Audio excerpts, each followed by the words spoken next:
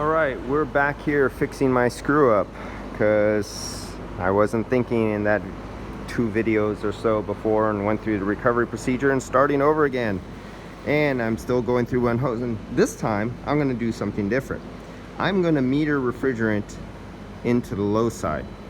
Something I don't always recommend doing, but everybody does it anyway. I have a quicker way of doing it. You've seen many of my videos.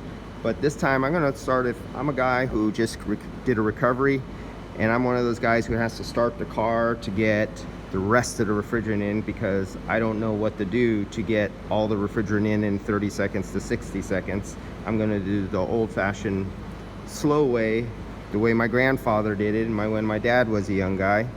Actually, my dad didn't really never do it that way too often. He learned later on. You can charge all cars within 60 seconds. But those are for my older videos. Right now we're going to do it Grandpa's way. We're going to meter refrigerant slowly in on the low side. I have it under a vacuum. The testo gauges, when you have them under a vacuum, only read, and not gauges, the testo sensors, when they're under a 29 vacuum or greater, they only go up to 14.7. So here's the testo. The 549, number 778, and there's number 778, and this is the 549. So it's under a micron vacuum right now, but it only reads this because that's what those gauges, these are meant for pressure, they're not meant for vacuum. And I'm into the low side circuit. I'm in a micron vacuum right now. My metering device in this situation to control my flow of refrigerant, I have a solid column of liquid refrigerant coming out here. This is going to be my on-off device right there. This is my scale. I'm going to zero my scale. Let's see if we could look at that at the same time I'm metering without messing up. Holding the camera and doing this stuff at the same time is rather cumbersome. Okay, I just did a load of refrigerant, and I just did 75 grams. 80 grams.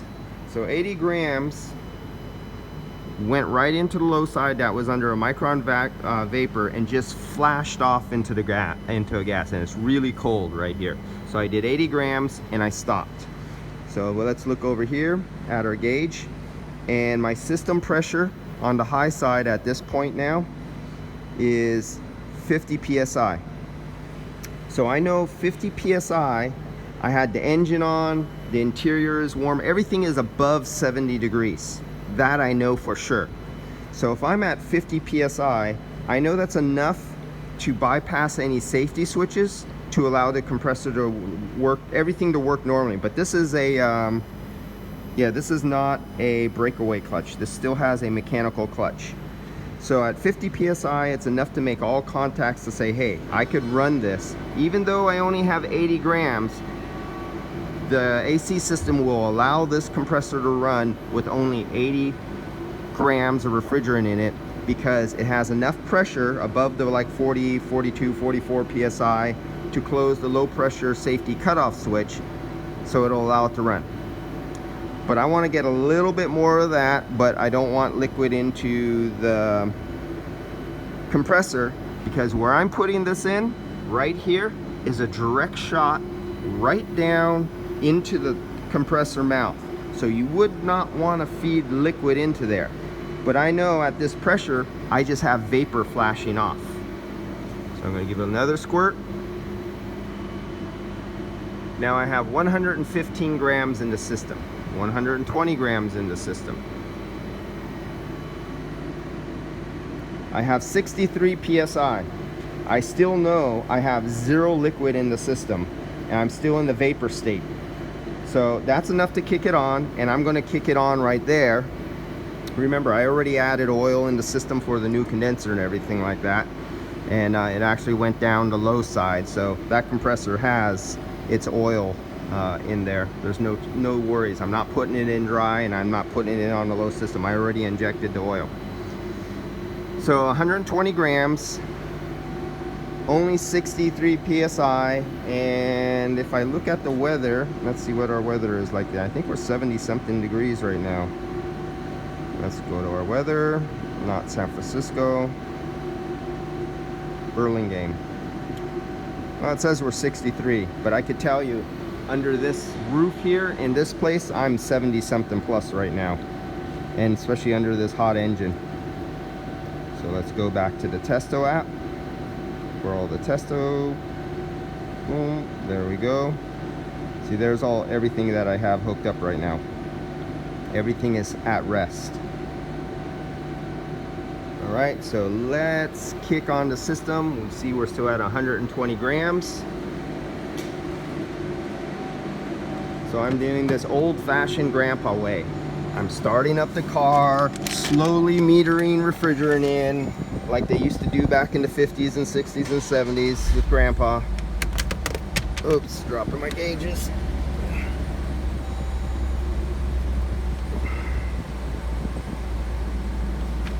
All right, so our AC system is on. It's running.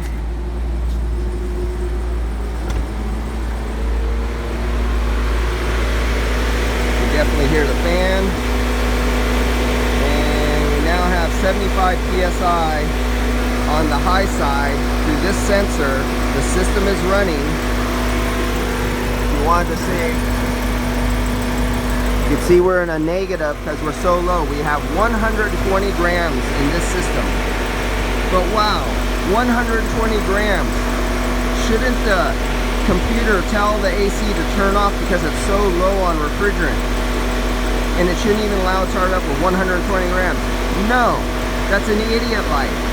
That safety defeat comes on when it's too late.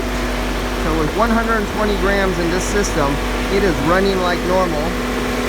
Other than the high side pressure is only 84.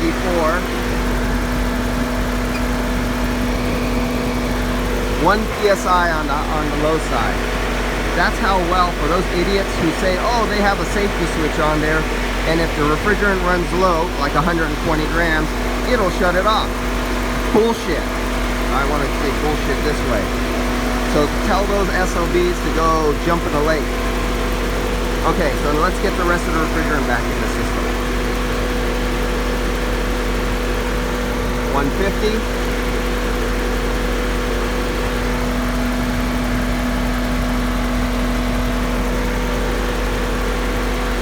200. I'm waiting for the low side to go down to where I know for the temperature of the line that it is below the temperature of saturation, so I know it's just a vapor in there and no liquid. If I keep adding more and I go above the pressure vapor saturation port, my liquid can stay liquid and go right back to the compressor. So I'm just feeding a little at a time, so I know I don't hit my compressor with a slug of liquid or too many droplets and just wiping out the, and I had a leak, God damn it, right here. You know, I have that's the second time I did this with the Testo gauges. I gotta see what's up. These white seals, they kind of suck sometimes. With the Testo gauges, if you don't really have it cranked down, like the butyl, the rubber synthetic seals, it seals and usually stays sealed. But on this shit, I kind of don't like those seals. You can see I just started a leak right there.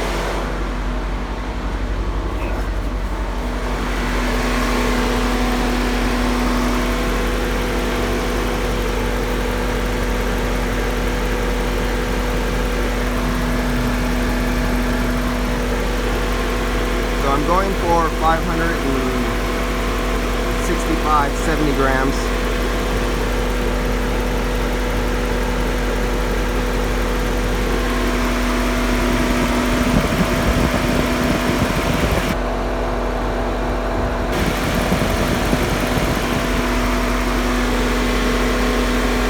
PSI.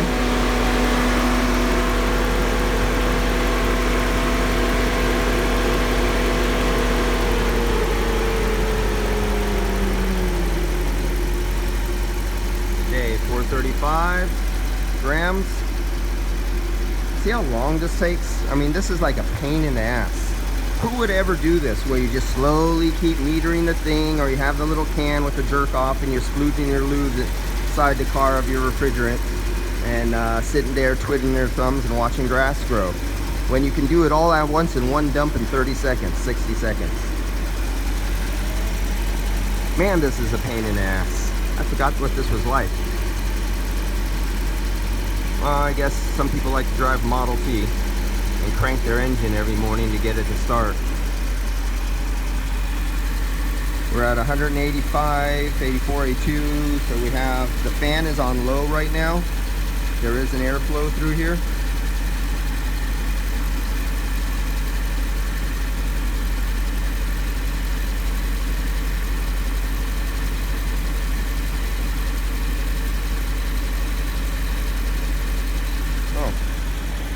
My fan fell off, my little vane.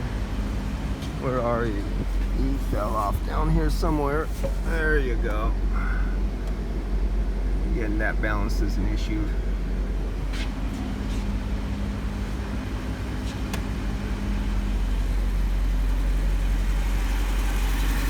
And there we go. We got something spinning there. Get our temperature down.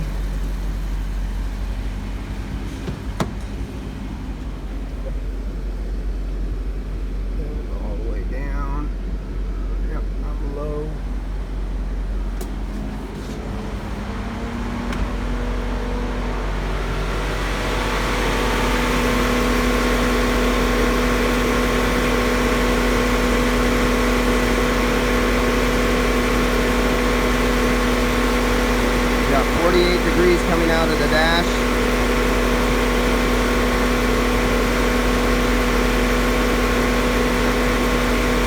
We're at 115 psi with the fan on high.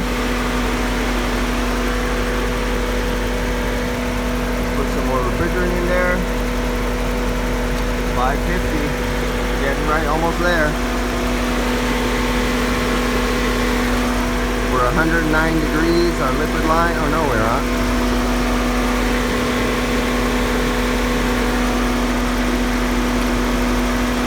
Which one am I reading? Oh.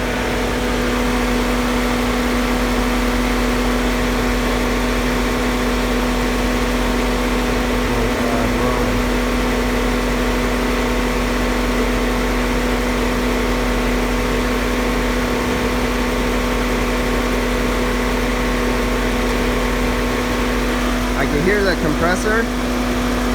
Now take a listen. You'll hear the click of the clutch. There it goes. Just shut off. You can see it stopped right there. I think. I don't know if you can see it. I didn't turn my light on.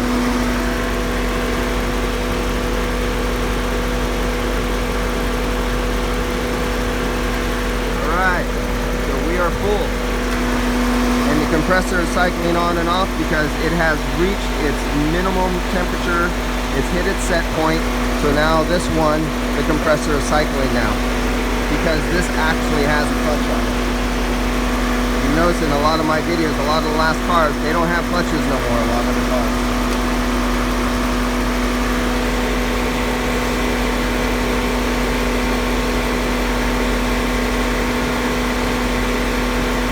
I'm watching it go down to 46 degrees.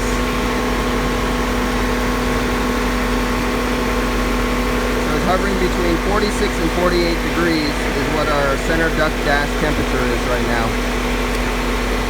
And you hear it, it can't get any colder than that because the temp sensor for this system shuts it off right there.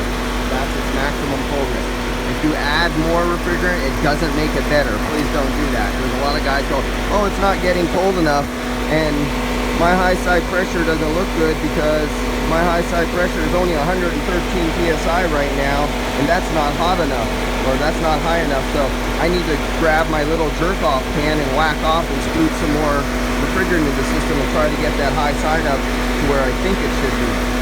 Not on variable control, on variable displacement compressors. Alright guys, you got to see a series of 4 or 5 videos of my screw up because I metered into refrigerant. I messed up. I was paying attention to the camera and I didn't think about switching over my cam everything I needed to do. It was just a total screw up, and I'm hungry as hell and I'm tired.